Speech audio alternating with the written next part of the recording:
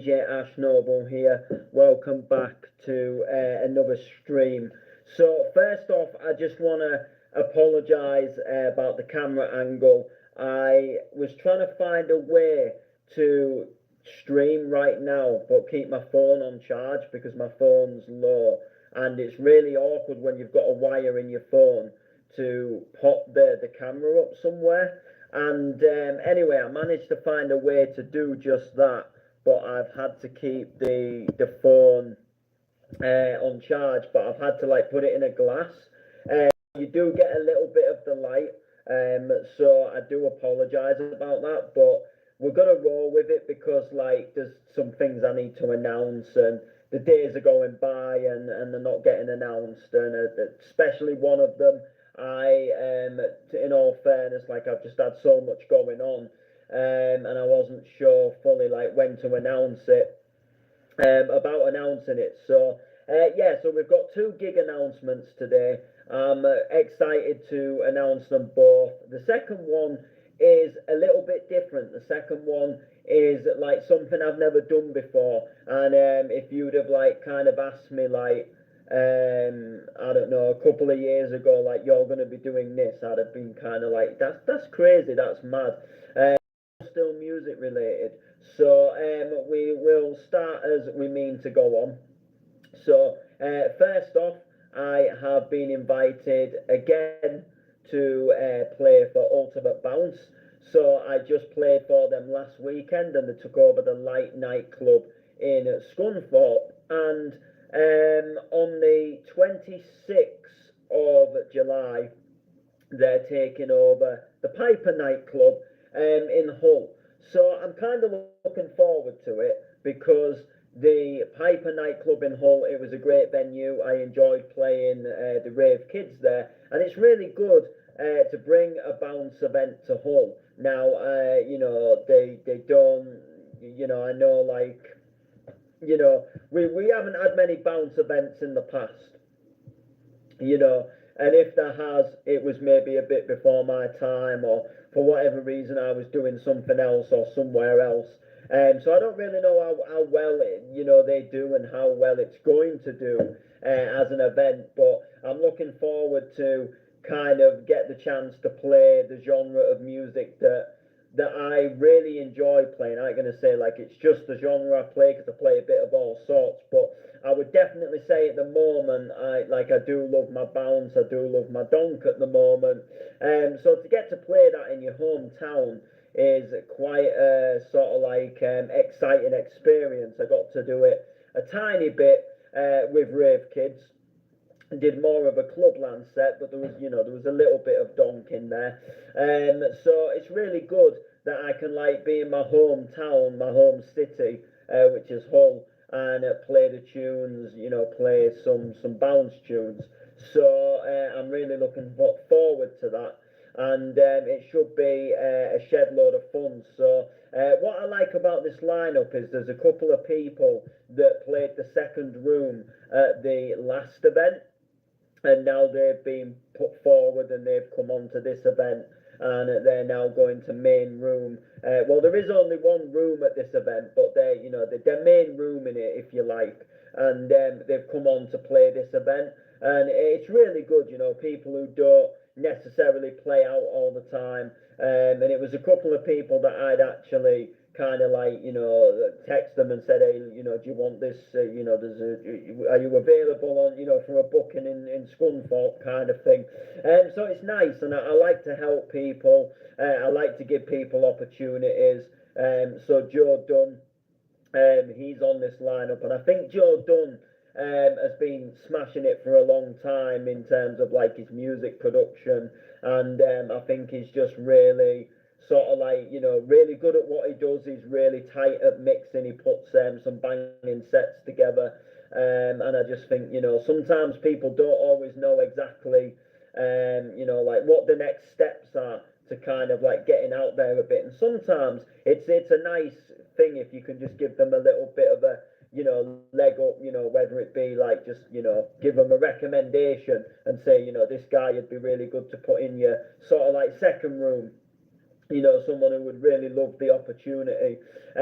So that was obviously the case, and it's really great that he's now pushed on, and he's now playing the next event, and he's going to be ripping up, the Piper nightclub in Hull. So that is going to be another really cool one. And then my good friend Eugene, who smashes it as a DJ himself, and his son also DJs, DJ Fader, and it does really well. Started to play a few events and warm up at some places, and that is again in itself a really good thing to see. So positivity and people getting pushed through. And I know, when I started pushing through as a DJ, if it wasn't for people like Bounce Till You Drop, that brand sort of pushing me forward and giving me them opportunities and stuff like that. And not only just playing like the one event, but then inviting me back to play other events, and then inviting me to their events even when I'm not playing, and then if people are pulling out, giving me the opportunity, and giving me that chance to put the graft in. Because you need that chance to put the graft in as well. So I'm really, really excited for it. We've got a fly. I don't know why there's a fly at this time of night, and why it thinks it's acceptable to move into this place. I don't think it's going to share the rent, so I would really like it to and do one. But yeah, so really good. I'm looking forward to it. That's all I really can say at the moment. Like, I don't know my set time, and I don't really fully know yet what's going on. I just know, the event's happening. There's a flyer out. Ash Pearson, Anna Mack. We've got Joe Dunn. We've got Eugene. I think there was another name. I can't remember. Maybe I've missed somebody out. If I have, then I am deeply sorry. I've not done it out of badness. I promise. So that is going to be really good. And then we jump to the following day. And yes, we jump to the following day. And this one is a little bit different. This is something that I never in a million years imagined that I would be doing. And I've actually been booked to perform at a festival, believe it or not. And I've been booked for festivals before. That's not the thing that's kind of like, I've never done this before. It's the kind of whole vibe of the festival, and what the festival is actually about, and where the festival is taking place. So the festival is called Skatefest, and it's taking place, yep, you guessed it right, it's taking place on a skate park, which is quite mad. So there's this festival, this funded festival. So obviously, you talk to me and you talk to funding, we're on the same page. Part of my role as a youth music facilitator, it's a funded role. We put funded events on, we put funded projects on. So this is a funded festival that is taking place. I think it's, I can't remember the exact place offhand, but it's somewhere near Malton. It's like out the Malton way, I'm pretty certain. And yeah, so there's live bands, there's live DJs, there's live music, and then there's going to be people skateboarding and doing skateboarding tricks and doing all kinds of different things. And myself and the layman, we have been booked to perform as Jiggerman and Noble, which is absolutely, I'm quite stoked about that, because one thing I really do like is doing a Jiggerman and the Noble performance. And if you're unaware, if you've been living under a rock and you haven't got a Scooby-Doo, what the Jiggerman and Noble is. So Jiggerman and Noble was started kind of by an idea from me. So I said to the layman one day that I had this little chorus stuck in my head called "This is the good life I'm living." And I said to him one day, like, I'd love to make a reggae track, just for a bit of fun, just to kind of see what happens. So layman being layman, let's do it. Layman said, let's do it. And we found this beat. And before you know it, we started writing this reggae tune called The Good Life. And the whole sort of story and the reason behind the song is it's just a positive track. It's about a guy who just essentially lives his best life. He doesn't have any stress. He doesn't have any worries. You never see him down. You never see him stressed. He's just living this best life. He gets plenty of sleep. And he just chills in the sunshine all day. Just someone who's I guess in a way they've got to that point in life where they're just at that level where they're just happy. Nothing bothers them, nothing brings them down. They've gone through all of that stress, and now they're just at that point in their life where they just lived a good life and they just aren't bothered anymore about negativity. So we wrote that song. And we wrote it we were sort of still in the COVID. We was in the lockdowns. We were kind of in, I guess, what we'd call I think the second wave of COVID. So we had like the first COVID, and then we kind of had that break where things kind of they didn't go back to normal, but some of the bans, some of the bans got lifted. We could start going round to friends' houses again. And then we kind of got the second wave of COVID where it kind of wasn't so good again, and they restricted like a few things again, and we wrote it sort of at the beginning of 2021.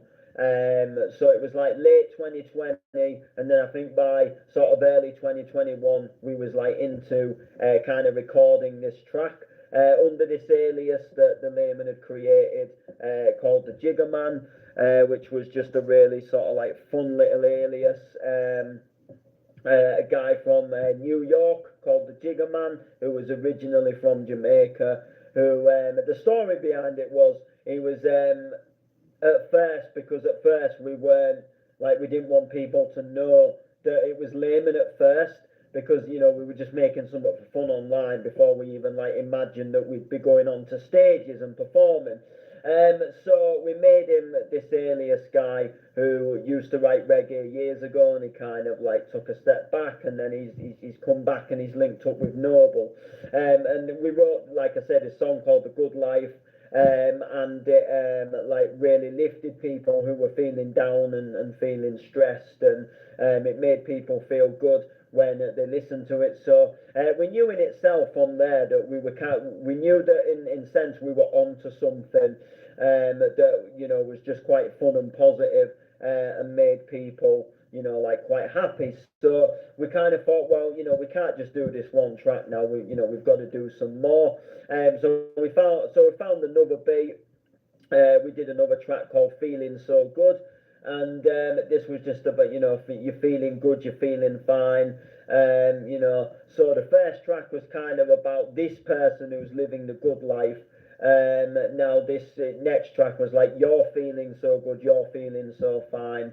And then after that we followed up with a track called Tunnel, which was just to show people that whatever you're going through, there's light at the end of the tunnel, and you can get through whatever you're going through, and you are strong. And that was another positive one. And I think personally, that is, I think, one of my favourite ones that we've done. I think we've done that, and it was kind of we just got better at recording and just getting a more clean and polished track. But The Good Life is always the main best one. It was the one we started with, and when we perform it live, it always gets people singing it. So that was a good thing.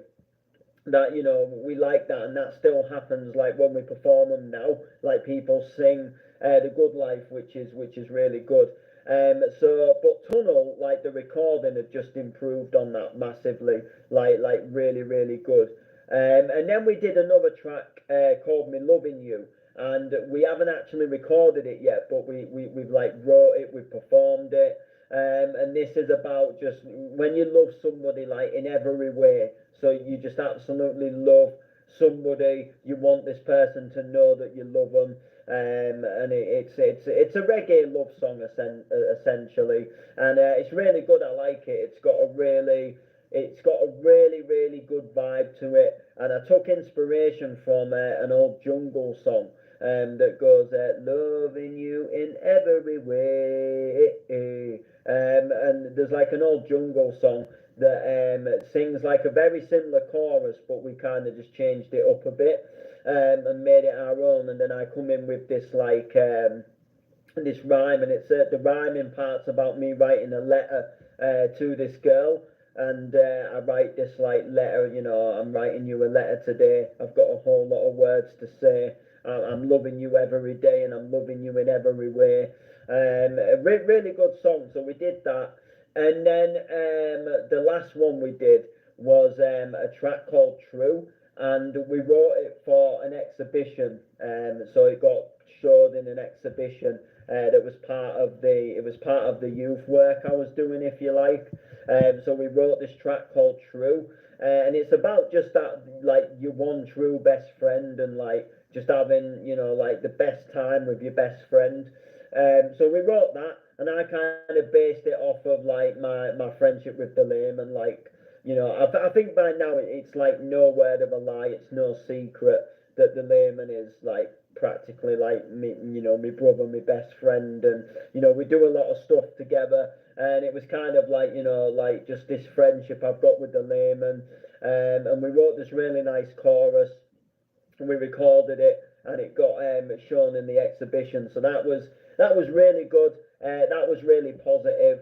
And Jiggerman and Noble, they're making a comeback. So not only to perform at this festival, but we are actually working on some new stuff that I'm very, very excited to be working on. So we started working on something tonight. We started getting the basics down for a brand new song. We've got a brand new, fresh reggae beat. We've got a brand new idea, and we've began writing something that is kind of like the next instalment to our positive tracks, like, positive good vibes. And I'm not going to spoil too much about what the track is, but it's already got that typical like Layman and Noble good vibes that we bring in the Jiggerman and Noble tracks. So I'm really looking forward to them, to bringing that one out. And then we're also working on something else as well, which is kind of like, it's something we've already done. So we're going back to one of our old tracks, but we're doing a little bit of a different version of it. So we're going to do an acoustic version of The Good Life, and it's just a little bit of so kind of doing a re-recording of The Good Life, but kind of doing like an acoustic version. So the original version's like a proper full-on uplifting reggae beat. This one's going to be more like, you've got a guy strumming a guitar, and then, you're busting out the lyrics kind of thing. It's going to have that real like acoustic feel to it. So I'm looking forward to doing that one, and it's going to be really good. So Jiggerman and Noble, they are working on some new stuff, and I'm looking forward to it. It's really good to get some new vibes, and to get some new stuff down. And when we do recordings, etc., it will be really good to, when we do performances and stuff, we can introduce like a new song into our performance. I don't think we'll be playing the new one in the Skate Fest. I think it's still sort of in the early stages, and there's a lot to write, and we've got to memorize lyrics, and there's a lot to do. So I think personally, if we want to give this performance our all, we kind of, we've got to miss that song off, and we've just got to do the ones that we're comfy and confident in doing, because that's obviously what it's all about, being confident and just doing the ones that we know we can get right, we know we can smash the ones that we know we can do. So that's obviously going to be like the really cool thing. So we're looking forward to that. So yeah, the Skate Fest.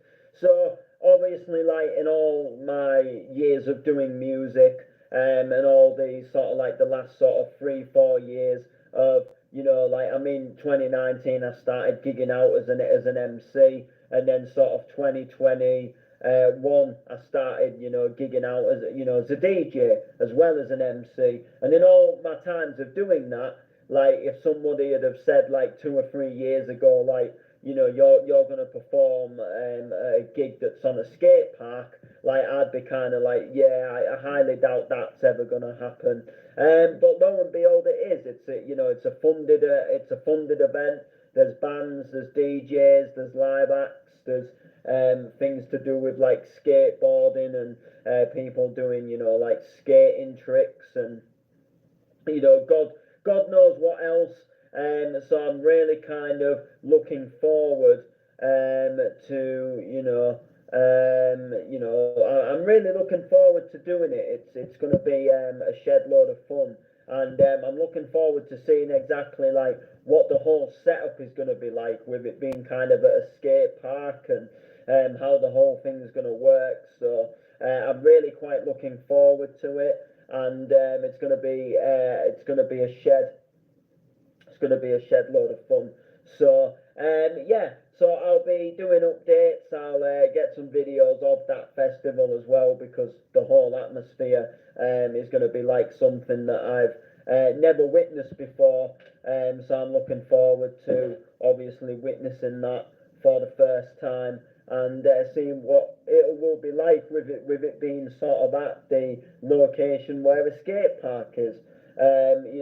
Now obviously I'm not, I'm not stupid. I know they aren't just going to set up a stage in the middle of a ramp. But it's just going to be, an interesting vibe in itself, just being at a skate park and performing live. I'm performing live, and then for whatever reason, there's people skateboarding while we're performing live. So it's most definitely going to be a little bit different for sure. But yeah, I am absolutely 110% looking forward to it. As I look forward to all of my gigs, I look forward to them all, and I'm just very sort of blessed and grateful that I get the opportunities to be able to play out and be able to go and do these experiences, and that I can take my music onto the stage and perform the reggae tracks, or jump behind the decks and play the music I love, and play the remixes and the bootlegs that I make, and the edits that I make, and stuff like that. So I'm really, really, grateful that I obviously get that, that I get that opportunity, and it's really fun. So there's good vibes all around coming up in terms of the music in itself. So keep your eyes peeled for that. What I do want to touch up on is FL Studio has had an update. So we've gone to, they're calling it FL Studio 24, and there's loads of new features that look really, really cool. And I'm just trying to find out like how I can update my version to 2020 to the 2024 version. I'm on a full like bought version. I'm not on a cracked version, but for some reason it's not giving me the option to update. But I can download the newer version from the website, which I've just kind of done, and now it's kind of like come up with a like unconfirmed something. So it won't actually confirm it, and now it doesn't know what the file is. So I don't think it won't let me click on it. So I don't. Yeah, it's like so how do you want to open this file? And there's nothing. So I'm gonna have a little bit of a look into that and find out what the score is, as to how I can get it to update. But from what I've seen on the videos, it looks really good, and there's some like really good features in there. The FL Cloud that I've never really looked into seems like a really good thing. It's almost like, in a way, it's like having Splice, but at the same time, it's kind of like it's FL Studio's own Splice, so it's got like presets and sounds, and it's got plugins in it. So I'm really looking forward to it. It's got loads of great stuff for like EQing and stuff, and Stuff that I'm really looking forward to being able to have a play around and have a dabble with, and things that I'm looking forward to doing. So that'll be really cool. Also, I will give you a motorbike update. So nothing really too much to say on the motorbike update, other than the fact that I now have a helmet and I now have a pair of gloves, thanks to someone who lives in these block of flats. So big shout to Stephen. He gave me a motorbike helmet last Friday, as I sort of said, look, I said I'm on the lookout for a bike, just in conversation. He said, oh, I've got an helmet if you want it, a brand new helmet that hadn't really been used and looked really nice. Well, there was two I could choose between, black or white. And then on Monday, I think it was Monday, or it might have been Tuesday. No, I think it was Tuesday. He said, I've got a present for you, and he had a pair of gloves. So that was a really, really, really, really big help to me. So I was very grateful for that. And I don't know if you saw the stream a couple of days ago. I was doing a stream, and then we got quite a lot of viewers that came in. We got quite sidetracked, but the stream was basically about me possibly, and this is not, well, it's kind of looking like it's going to happen, but the possibility of me selling my vinyl. So if you followed the channel for a while, you'll know that, like, I always said, like, I would never get rid of my vinyl. And people change, and things change, and the way people view life, and the way people view things, that can change. And to cut the long story short, me and vinyl, like, I love vinyl, don't get me wrong, but like, we're in 2024, so beyond me just having a little jam at home, like, once in a blue moon, like, I have no purpose of really having the vinyl. I don't gig out with vinyl. I don't play vinyl in nightclubs. I'd love to do it, don't get me wrong. But I don't. We play digital. We play MP3 files. We play WAV files. We play digital music now, on controllers that have their own hardware built in, and we're not carrying bags of records to play a set. At a nightclub, it's just not the thing anymore. And I don't really ever play my vinyl records, I'll be completely honest. And it's not because I don't like them. It's typically because one of the turntables needs a head shell. Head shells are very expensive in themselves, and they cost a lot of money. And you can pay like nearly, you can pay anywhere from like 30 quid to over 100 quid, depending on the quality of the head shell that you buy. You can even pick up like really cheap ones for like 16 quid, and I've done that before.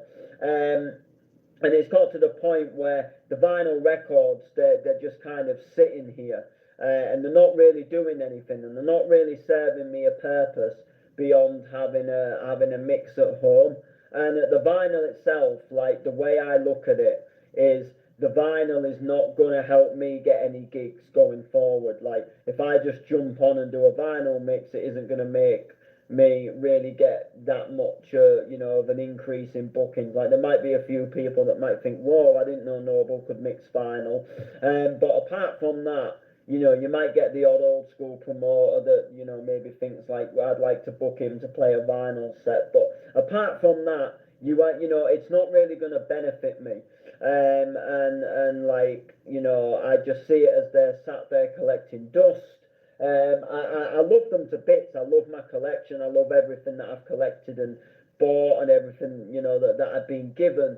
But I just kind of feel that they're just not getting use. And when they're not getting use, like, I just see it as money, that is sat there, when I can get a fair amount of money for the vinyl records, and then I can sell the turntables, and I'd get a fair amount of money for the turntables as well, which could go towards a motorbike, which that is going to benefit me so much, like from getting from A to B. Nothing is like 100% set in stone. I don't just want to kind of like say I'm getting rid of everything and then by next week it's all gone. And I feel a bit gutted doing it in some sense, but like I can't like it's hard to explain. Like I feel like I want to do it, but at the same time I do feel like I would be gutted like to see it go. Like it's like I've got a hefty collection, and it would be quite a big thing to to get rid of them, most definitely. But we'll see what happens like going forward. Like I say, nothing exactly set in stone. Although there is a guy who's after buying some of my hardcore vinyl records, so I'll have a little bit of a look through them and see sort of like where we go and how I feel about it. But I'm thinking personally, I might get rid of them. Just as I think it's just not for me, like like I say, we're in 2024. Vinyl are not really a big thing anymore. Collectors might want to have them at home, for that reason. Whereas kind of me, like 9 times out of 10, I will play like digital. If I want to have a donk mix, I'm not pulling out the vinyls apart. I've got the odd like bounce track on vinyl, but I haven't got like enough to do like a full set. And I just kind of I don't know. It just for me, I kind of feel like we've got to that era in life where we're not really going to use the vinyl apart from having a spin at home. And I'm sitting on a lot of money just for having like a spin at home. Like I don't know if I was taking them out to gigs and I was using them for work, like it would be like a completely different story because I'd be like owning these records is earning me money. Whereas them just sitting in my flat is not earning them money. Whereas my RX, I take that to gigs. I take the speakers to gigs, and they earn me money. Like my RX when I did the booking in Driffield last Saturday, that earned me money. Um, so I've got a little bit of thinking to do. I might, most certainly, what I will probably do is start looking at the records that I most certainly don't play, and there's a fair few there that I don't recognise or I don't play. I might recognise it if I play it, but not something that I would regular play.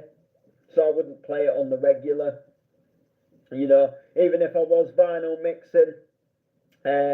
So I might just start by getting rid of some of them, some of the ones that I know like I'm not gonna play. So like for hardcore, for example, like I would play the hardcore, but because I don't own like loads of hardcore on vinyl, I haven't really got enough in records to do like a vinyl set. I could maybe get to about 20 minutes, half an hour if I was playing like full length of the records and not mixing out early.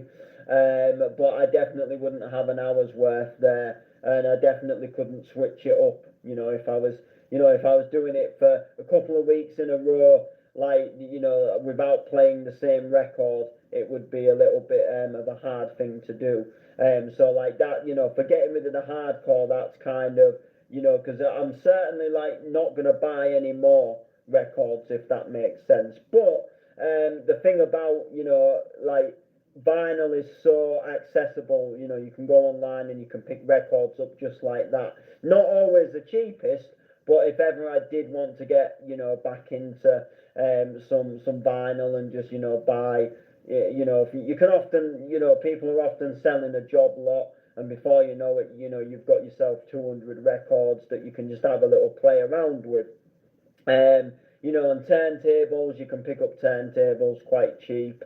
So never say never for a return to vinyl, and it's by far not me like giving up music. I know. Certainly, if you go on Facebook, I've been sharing a lot more motorbike related things lately, and that's just because I think when I was a kid.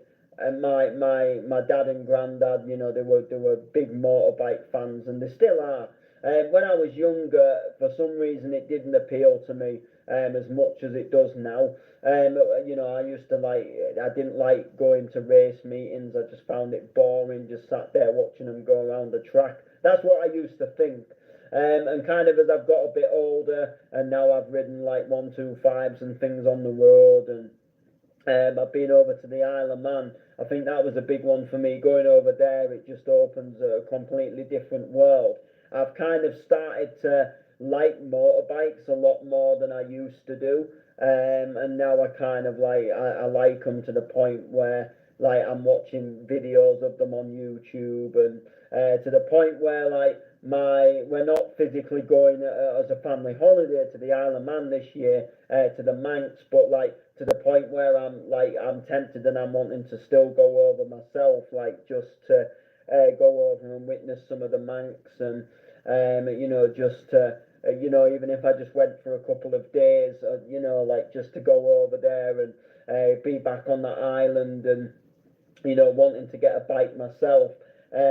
So yeah, it's not me giving up music, and it's not me, you know, putting music aside and going into motorbikes. It's just, you know, thinking logically, like as a musician, is the vinyl really going to serve me a purpose going forward? And you know, and as we go forward, technology is going to improve, and the vinyl's just going to go further and further back. And vinyl now, it's not a big thing unless like you want to collect it. Like people say, it's making a comeback, you know, to people's houses. People want to collect them at home again. People want to have them at home. There's like I said, there's the odd vinyl DJs that, you know, because that's who they are, and that's, you know, what they're known for. They, you know, they'll get booked to play that out. But it's very rare that you'll go into a nightclub now and you'll see a pair of turntables, unless there's like you know, Pacific DJ that's been booked to like plays vinyl, and they've requested that, you know, they've got the turntables there. But you know, like apart from that, like there is not really a purpose for vinyl. So like I say, I just see it more that, look, there's money here. You know, I'm sat on money that could go towards like something else. So anyway, so I'll update you. But that's really it for now. So make sure to like, comment, share. Peace.